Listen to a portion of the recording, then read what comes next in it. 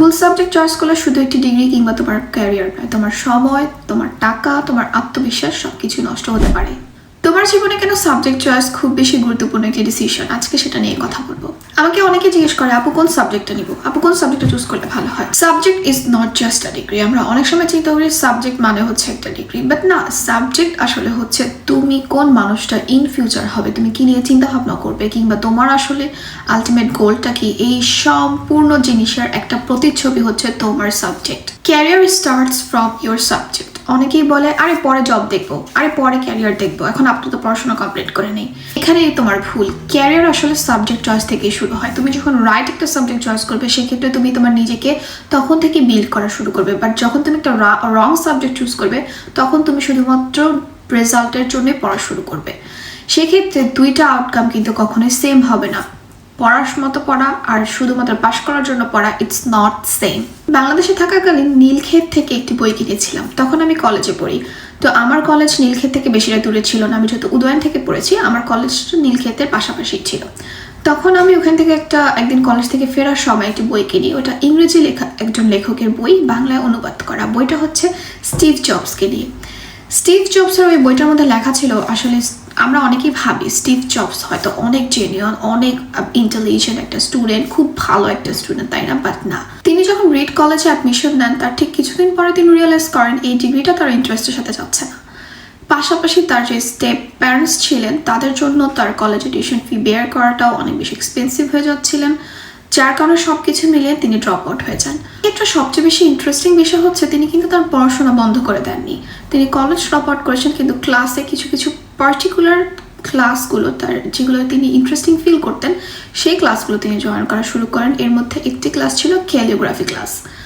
আপনারা সবাই জানেন ক্যালিগ্রাফি কাকে বলে। ক্যালিগ্রাফি ক্লাসে উনি মূলত ফন্ট ডিজাইন, লেটার স্পেসিং কিংবা টাইপোগ্রাফি এই জিনিসগুলোতে তিনি অনেক বেশি ইন্টারেস্টিং ফিল করেন। এই সাবজেক্টগুলোর প্রতি তিনি ইন্টারেস্ট ঠিকই ছিলেন, কিন্তু তার মনে হচ্ছিল হয়তো এই সাবজেক্টগুলো কখনো কাজে আসবে না, কিন্তু তিনি কিন্তু পড়াশোনাটা বাদ দিয়ে দেননি। উনি ওই সাবজেক্টগুলোতে পার্টিকুলারলি ওই ক্লাসগুলোতে অ্যাটেন্ড করা শুরু করেন। এক কম্পিউটারের সুন্দর font, clean design, clear creativity, এই সব কিছুর পেছনে কিন্তু তার ওই ক্লাসের ইনফ্লুয়েন্স কাজ করেছে। স্টিভ জবস নিজেই বলেছেন, you can't connect the dots looking forward, you can only connect them looking backwards. অর্থাৎ তুমি এখন বুঝবে না তোমার কোন সাবজেক্ট ইন ফিউচার কোন কাজে আসবে, বাট তোমার ইন্টারেস্ট নিয়ে শেখা কাজগুলো একদিন ঠিকই অটোমেটিক কানেক্ট হয়ে যাবে। সাবজেক্ট চয়েস যে আসলে শুধু জেনারেল স্টুডেন্টদের জন্য তেমনটাও না, যারা বিদেশে উচ্চশিক্ষার জন্য যেতে চাচ্ছ তাদের জন্য আরো বেশি গুরুত্বপূর্ণ। কেন গুরুত্বপূর্ণ? তোমার university admission interview, embassy interview, then তুমি যদি স্কলারশিপের জন্য অ্যাপ্লিকেশন করো, তোমার এসওপি, তোমার মোটিভেশন লেটার, দেন তুমি যখন জবের জন্য যাবে সেখানে তোমার ইন্টারভিউ হবে। প্রত্যেকটা জায়গায়, প্রত্যেকটা সেক্টরে তোমার একটা সবচেয়ে কমন বিষয় থাকবে, why did you choose this subject or why this subject. তখন তুমি যখন নিজেই ক্লিয়ার না থাকবা যে আমি কেন এই সাবজেক্টটা চুজ করেছি, তখন তুমি কিভাবে কাউকে ইমপ্রেস করবা বা কিভাবে তোমার নিজের ভাবটা তাকে বোঝাবা, তাই না? তো তুমি যখন কাউকে কনভিন্স করতে যাচ্ছ, তোমাকে কনভিন্স করার জন্য একটা ন্যাচারাল অ্যান্সার, একটা অ্যাপ্রোপ্রিয়েট অ্যান্সার রাখা লাগবে। তুমি যখন নিজেই জানো না যে তুমি কেন এই সাবজেক্ট নিয়ে পড়ছো বা কেন তুমি ওই সাবজেক্টে পড়তে যেতে চাচ্ছ, সেক্ষেত্রে তোমাকে একটা ফোর্সফুলি অ্যান্সার দিতে হবে বা তোমাকে একটা স্ক্রিপ্টেড অ্যান্সার দিতে হবে, যেটা এখনকার সময় খুবই ন্যাচারাল, যেখানে তোমার মোটিভেশন, তোমার মোটিভ কোনোটাই ক্লিয়ার থাকবে না। So be careful. এরপর হচ্ছে তোমার মোটিভেশন এবং মেন্টাল হেলথ দুটোরই ক্ষতি হতে পারে। কিভাবে? তুমি চাচ্ছ না এই সাবজেক্টে পড়তে, বাট প্রতিদিন তোমার এমন কিছু পড়তে হচ্ছে যেটা তোমার নিজের লাইফে তোমার বার্ডেন মনে হচ্ছে। অ্যাজ লাইক মি, আমি যখন বাংলাদেশে ছিলাম আমার ফেভারিট সাবজেক্ট ছিল ফাইন্যান্স অ্যান্ড ব্যাংকিং। আমার ইচ্ছা ছিল আমি আমার ব্যাচেলর কমপ্লিট করবো ফাইন্যান্স অ্যান্ড ব্যাংকিং সাবজেক্টে, বাট এখন আলটিমেটলি আমি এখানে এসে বিজনেস ম্যানেজমেন্টের স্টুডেন্ট হয়ে গিয়েছি। প্রতিনিয়ত এখন আমি চিন্তা করছি আমি এই সাবজেক্টটা আমার কাছে বার্ডেন মনে হচ্ছে, কারণ তখন আমি একটা ওয়াইজ ডিসিশন মেক করিনি। এই সেম জিনিসটা তোমার ক্ষেত্রে হতে পারে। একটা সময় গিয়ে তখন মনে হয় যে আসলে হয়তো আমার দ্বারা হচ্ছে না, হয়তো আমি খারাপ স্টুডেন্ট বা আমি পড়াশোনায় নিজেকে ওই আমার 100% আমি দিতে পারছি না, বাট না, অ্যাকচুয়ালি সমস্যাটা তুমি না, সমস্যাটা হচ্ছে তুমি যে জায়গায় আছো। সো এই ক্ষেত্রে দেখা যায় যে আমরা প্রতিনিয়ত মেন্টালি ডিপ্রেসড হতে থাকি বা ইন ফিউচার আমরা রিয়েলাইজ করি যে আমি একটা ভুল ডিসিশন মেক করেছি, সেক্ষেত্রে হয়তো সেটা শুধরানো সম্ভব হয় বা অনেক সময় হয় না।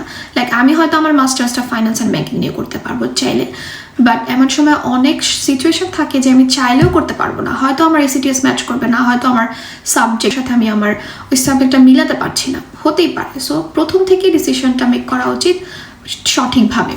এরপরে যদি বলি, আমার ছোট ভাই এসএসসি দিয়েছে সায়েন্স ব্যাকগ্রাউন্ড থেকে, তখনও ও অনেক বেশি ডিসিশন মেকিংয়ে ভুগছিল যে আসলে ও কি সায়েন্স নিয়ে পড়বে কিনা। ওর মাথা ছিল সায়েন্স অনেক কঠিন হয়ে যাচ্ছে, ওর ইন্টারেস্ট ছিল সায়েন্সে, বাট ওর মনে হচ্ছে এইচএসসি সময় গিয়ে এটা আরও বেশি কঠিন হবে, ও হয়তো পড়াশোনাটা তখন ঠিকমতো করতে পারবে না। তো পড়াশোনা করতে পারবে কি পারবে না, এটা থেকে মেন ইম্পর্টেন্ট বিষয় হচ্ছে তুমি কোন সাবজেক্ট পছন্দ করছো। আমি ওকে কখনোই বলিনি না তোমাকে বিজনেস নিয়ে পড়তে হবে, না তোমাকে সায়েন্স নিয়ে পড়তে হবে। আমি চেয়েছিলাম ওর ইন্টারেস্টটা কোথায় সেটা দেখার জন্য। বাট আই ফিল দ্যাট ও সায়েন্স নিয়ে ইন্টারেস্টেড। সেক্ষেত্রে কি হবে, ও যখন বিজনেসে মুভ করবে তখন দেখা যাবে যে ওর তখন আরও বেশি বার্ডেন মনে হবে। আমার এমন অনেক ফ্রেন্ড সার্কেল ছিল কলেজ লাইফে যারা সায়েন্স থেকে বিজনেসে চলে আসছে, তখন ওদেরকে আমি দেখছি যে আসলে ওরা কতটা ক্রিটিক্যাল সিচুয়েশন ফেস করে। আলটিমেটলি দেখা যায় যে ওরা এগেইন আবার সায়েন্সে ব্যাক করতে চায়, বা আলটিমেটলি ইউনিভার্সিটিতে গিয়ে তখন ওরা সাবজেক্ট চয়েসে ভুগে যায়। আসলে এখন আমরা কি করা উচিত? আমাদের বাংলাদেশের স্টুডেন্টদের মধ্যে কিছু কিছু জিনিস দেখা যায় কমন জিনিস, সেটা হচ্ছে আমার বন্ধু এই সাবজেক্ট নিচ্ছে এই জন্য আমি এই সাবজেক্ট নিব, বা ইন ফিউচার আমি এত টাকা ইনকাম করতে পারবো সায়েন্স নিলে, ডাক্তার হতে পারবো, ডাক্তার হলে এত টাকা নিতে পারবো, এই জন্য আমাকে সায়েন্স নিতে হবে। কিংবা দেখা যায় যে আসলে নাম শুনে সাবজেক্ট নেওয়া, যে আর্টস সাবজেক্টটা নাম শুনে কেমন লাগতেছে, না এটা মানুষ ভালো চোখে দেখে না, আর্টস নেওয়া যাবে না। বা দেখা যায় যে বাবা মা বলতেছে না তোমাকে ডক্টর হইতে হবে, না তোমাকে ইঞ্জিনিয়ার হইতে হবে, তোমাকে এই সাবজেক্ট নিতে হবে, এই জন্য আমরা এই সাবজেক্টগুলো চুজ করি। বাট জিনিসগুলো এমন হওয়া উচিত না, জিনিসগুলো এমন হওয়া উচিত তোমার আসলে স্ট্রেংথ কোন জায়গায়, তোমার ইন্টারেস্ট কোন জায়গায়, সব কিছু বাদ দিয়ে তুমি তোমারটা চিন্তা করো, তুমি কোন সাবজেক্টে পড়তে চাও। আমার মতে রাইট সাবজেক্ট বলতে কোনো শব্দ নেই। সাবজেক্ট হচ্ছে তোমার ইন্টারেস্ট, তোমার অ্যাবিলিটি, তোমার স্ট্রেংথ, ইন ফিউচার তোমার প্ল্যান। এই জিনিসগুলো সম্মিলিত একটা রূপ হচ্ছে সাবজেক্ট, যেটা ডিপেন্ড করবে ইন ফিউচার তুমি কি হতে চাচ্ছ। সো অনেক কথা বলে ফেলেছি। আই হোপ তোমরা তোমাদের ডিসিশনটা খুবই ওয়াইজলি নিতে পারবে। দেখা হচ্ছে নেক্সট ভিডিওতে। আল্লাহ হাফিজ।